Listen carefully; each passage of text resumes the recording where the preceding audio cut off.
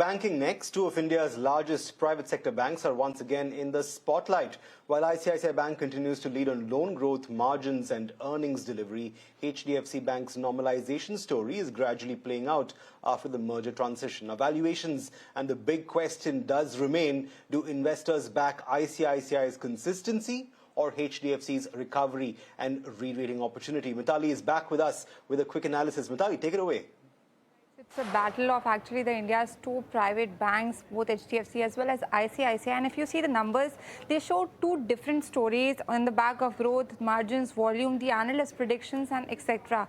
Starting first with the performance, if you see ICICI Bank, it has clearly outperformed in terms of loan growth, where it in FY26 also it has delivered nearly 15.8% growth compared with the 12% growth that we saw for HDFC. While talking about their margins, here also ICICI Bank has that advantage where it is delivering consistent margin above 4%, but in terms of HDFC, they are still not yet able to deliver the pre-merger levels of margins. And time and again, the management has been guiding about those margins recovery, but we could not see them playing out there in the financials.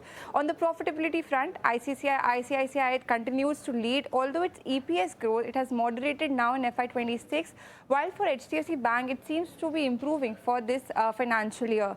So on operating performance, ICICI has the edge, particularly on the loan growth as well as the margins. Now moving ahead on the valuation picture, it altogether it tells a different story. ICICI trades at 2.27 times forward price to book, while HDFC is just at 1.69 times, quite discounted after the recent news that has come for HDFC Bank. But both of these banks, they are trading below their 5-year historical averages. And if you see on the upside potential, so analysts are predicting an upside potential of nearly 24% for ICICI, but for HDFC, they are predicting a 43% of upside in the coming 12 months.